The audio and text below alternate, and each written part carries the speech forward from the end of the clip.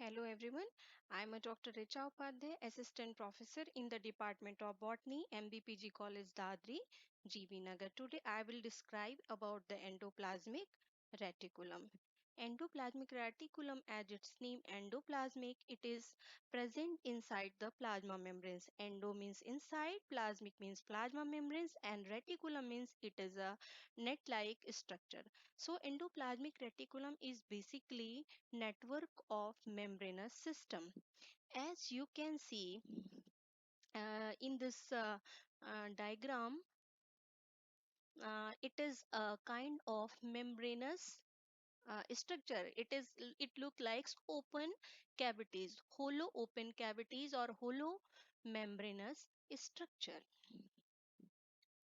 and it was first time reported by K.R. Porter in 1948, and it forms 30 to 60% of the endomembrane system of the cell. Means cell के अंदर जितने भी membranous structure present होते हैं उसका 30 to 60% part अकेले endoplasmic reticulum से बनता है. एंडोप्लाज्मिक रेटिकुलम मीन्स क्या है? ये एक मेम्ब्रेन्स का सिस्टम होता है, नेटवर्क ऑफ मेम्ब्रेन्स होता है, और it makes 30 to 60% membrane system of the cell and it is absent in the prokaryotic cell. जैसा कि मैंने आपको सेल के अल्ट्रा स्ट्रक्चर में जब मैं सेल का ऑर्गेनाइजेशन बता रही थी तो मैंने आपको बताया था कि प्रोकैरियोटिक सेल में जितने भी मेम्ब्रेन्स बाउंड ऑर्गेनेल्स होते हैं like mitochondria, chloroplast, endoplasmic reticulum, Golgi body, ये सभी ऑर्गेनेल्स प्रोकैरियोट्स में एब्सेंट होते हैं. तो ये एंडोप्लाज्मिक रेटिकुलम प्रोकैरियोट्स में एब्सेंट होता है, एम्ब्रियोनिक सेल में एब्सेंट होता है और एग सेल में, while it is much developed in meristematic cell. जबकि ये मेरिस्टेमेटिक सेल में एंडोप्लाज्मिक रेटिकुलम हाईली डेवलप्ड होता है. what is reason behind this? because I will tell you कि what are the functions of endoplasmic reticulum. Endoplasmic reticulum's main function is in the protein synthesis and protein and in lipid and carbohydrate synthesis. So you know the meristematic cells are highly active cells. Therefore, in this organelle, the endoplasmic reticulum is highly developed. And what is the ultrastructure of membranes? As I told you, endoplasmic reticulum is a hollow membranous structure. Hollow means it is a kind of empty structure and it is made up of membranes, and there are basically three kind of structure in the membranes. One is cisternae, second one is vesicle, and third one is a tubular structure. You can see what is cisternae. Cisternae is a flattened unbranched structure, sac like, means pouch like structure which is unbranched. As you can see this structure, ये structure इसे क्या बोलते हैं? इसे cisternae बोलते हैं. इसमें कोई branching नहीं होती है. It is hollow, empty, unbranched and flattened चपटा structure होता है. This structure is called cisternae. And it has वेजाइकल. वेजाइकल क्या है? राउंडेड स्ट्रक्चर होता है. जैसे ये क्या है? ये वेजाइकल्स है. And third one is the tubular structure, means tube like structure. As you can see here, these are the tube like branch structure. तो इसे ट्यूबुलर स्ट्रक्चर बोलते हैं. This is cisternae and this is the vesicle. As you can see ये कैसे nuclear envelope के चारों तरफ ये फैले हुए होते हैं. न्यूक्लियर इनवलप से लेकर के प्लाज्मा मेम्ब्रेन्स तक ये मेनली फैला होता है सेल के अंदर. And now types of endoplasmic reticulum. There are basically two kinds of endoplasmic reticulum, smooth and rough. Smooth का मतलब उसका surface smooth होता है. Rough means the surface of ER is rough in outline. तो ये smooth और rough क्यों होता है? अगर endoplasmic reticulum के ऊपर राइबोसोम्स पाए जाते हैं, राइबोसोम्स अटैच होते हैं, तो ऐसे एंडोप्लाज्मिक रेटिकुलम को रफ एंडोप्लाज्मिक रेटिकुलम बोलते हैं. बट स्मूथ एंडोप्लाज्मिक रेटिकुलम के सरफेस पे राइबोसोम्स नहीं पाया जाता है, इसलिए उसका सरफेस स्मूथ होता है। And the smooth endoplasmic reticulum is peripheral in position. वो पेरिफेरल रीजन में मींस बाहर बिल्कुल बाहरी सरफेस पे होता है, while the rough endoplasmic reticulum is in internal position। तो ये रफ एंडोप्लाज्मिक अंदर की ओर, अंदर की ओर मतलब रफ एंडोप्लाज्मिक रेटिकुलम बिल्कुल न्यूक्लियर मेम्ब्रेन्स के पास में पाया जाता है, न्यूक्लियस की तरफ होता है। और स्मूथ एंडोप्लाज्मिक बाहर की ओर पाया जाता है, मतलब ये प्लाज्मा मेम्ब्रेन्स की तरफ होता है। I can show you in picture. जैसा कि आप ये देख रहे हो, ये इसके जो एंडोप्लाज्म, ये माइन्यूट माइन्यूट स्फेरिकल स्ट्रक्चर्स हैं, ये राइबोसोम्स हैं जो इसके ऊपर अटैच हैं। और ये क्या है, ये रफ एंडोप्लाज्मिक रेटिकुलम है और ये बिल्कुल न्यूक्लियर एनवलप के बाहर की तरफ है। और जबकि ये जो स्मूथ स्ट्रक्चर दिख रहे हैं, ये स्मूथ एंडोप्लाज्मिक रेटिकुलम, और smooth endoplasmic reticulum is made up of mainly tubule tubules and tubular structure, tubules, tubes and cisternae, the uh, uh, uh, while the smooth endoplasmic sorry, it is smooth endoplasmic reticulum is made up of tubes and vesicle, while the rough endoplasmic reticulum is made up of cisternae and tubules। तो जैसा कि मैंने आपको तीन structure बताए, cisternae, वेजाइकल and tubules, तो rough endoplasmic reticulum cisternae और tubal से मिलकर बना होता है, while smooth endoplasmic reticulum is made up of वेजाइकल्स and tubules। And what is the role of smooth endoplasmic reticulum? Is smooth endoplasmic reticulum is mainly involved in the lipid and glycogen synthesis, means lipid और carbohydrate के synthesis में इसका involvement होता है, while rough endoplasmic reticulum is involved in the protein synthesis। So there are two kind of endoplasmic reticulum, smooth and rough. In the smooth endoplasmic reticulum surface is smooth due to lack of ribosomes, while ribosomes are attached with the help of riboforin protein to the surface of endoplasmic reticulum. In case of rough endoplasmic reticulum, smooth endoplasmic reticulum is peripheral in position, while rough endoplasmic reticulum is internal in position. It means it is connected with the nuclear envelope, while the smooth endoplasmic reticulum is connected with the plasma membranes. Smooth endoplasmic reticulum is made up of vesicles and tubule, while it is made up of cisternae and tubule, rough yard.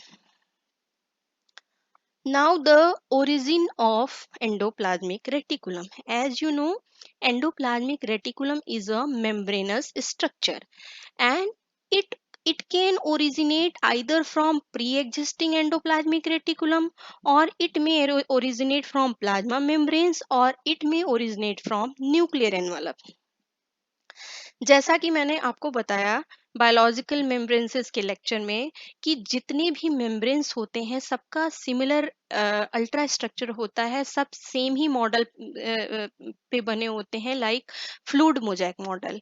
और जितने भी मेम्ब्रेन्सेस, biological मेम्ब्रेन्सेस हैं, वो lipid और protein से बने होते हैं, तो इनका अल्ट्रा स्ट्रक्चर बिल्कुल सिमिलर होता है, चाहे वो प्लाज्मा मेम्ब्रेन्स हो, चाहे ईआर मेम्ब्रेन्स हो, चाहे गोल्गी बॉडी मेम्ब्रेन्स हो, चाहे न्यूक्लियर मेम्ब्रेन्स हो, ये सारी मेम्ब्रेन्सेस सिमिलर होती हैं अल्ट्रा स्ट्रक्चर में। तो मोस्टली जो इनका ओरिजिन होता है, ये या तो न्यूक्लियर एनवलप से होगा, या mostly in most of the cases plasma membranes के इनफोल्डिंग से होता है। जैसा कि आप इस डायग्राम में देख सकते हैं, कैसे प्लाज्मा मेम्ब्रेन्स की इनफोल्डिंग से एंडोप्लाज्मिक रेटिकुलम की ओरिजिन हो रही है, कैसे ये इनफोल्डिंग बना रहा है और ये धीरे धीरे ये सिस्टर्नी बना रहे हैं, और ये फिर कंप्लीट स्ट्रक्चर बन जा रहा है, और ये न्यूक्लियर एनवलप से भी ओरिजिनेट हुआ दिख रहा है। सो जो एक ओरिजिन ऑफ सेल है कि प्रोकैरियोटिक ओरिजिन है, तो उसके अकॉर्डिंग यही है कि ये जितने मेम्ब्रेनस स्ट्रक्चर हैं सेल के अंदर प्रेजेंट हैं, जो यूकैरियोटिक सेल में पाए जाते हैं बट प्रोकैरियोटिक सेल में नहीं पाए जाते हैं, ये मोस्टली न्यूक्लियर मेम्ब्रेन से ओरिजिनेट होते हैं। तो I think you must be clear about the origin of the endoplasmic reticulum. Now it's a chemical composition. As I told you, this is a membranous structure and it is made up of lipid and protein, but in the smooth endoplasmic reticulum, the lipid content in higher as compared to rough endoplasmic reticulum. Now, what are the functions of smooth and rough endoplasmic reticulum? As I told you, smooth endoplasmic reticulum is involved in the synthesis of glycogen. It is involved in the synthesis of lipids, some essential lipids such as a phospholipid and cholesterol. And phospholipid and cholesterol mainly कहाँ पे present होते हैं? ये membranes पे present होते हैं और इनकी synthesis में किसका involvement है? Smooth endoplasmic reticulum का involvement है in the production and secretion of steroid hormone. And spherosome एक माइक्रोबॉडी जो सेल के अंदर पाई जाती है वो भी स्मूथ एंडोप्लाज्मिक रेटिकुलम से बनी होती है. Beside this, the smooth endoplasmic reticulum is also involved in the metabolism of carbohydrate, in the detoxification of variety of organic compounds in the liver, and release of glucose from the glucose 6 phosphate. तो इसका smooth endoplasmic reticulum का detoxification में भी role होता है, इसका liver में अच्छा रोल होता है डिटॉक्सिफिकेशन में, और ग्लूकोज के रिलीज में भी इसका रोल होता है. In the it works in the release of glucose from glucose 6 phosphate.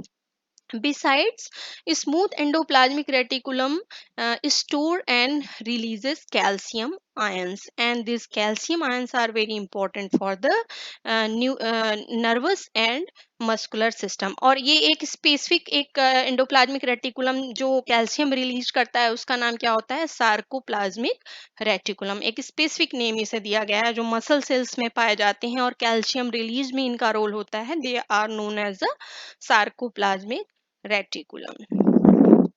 Now, what are the functions of rough endoplasmic reticulum? Rough endoplasmic reticulum is mainly associated with the protein synthesis. और protein synthesis कहाँ होती है? The site of protein synthesis is the ribosomes.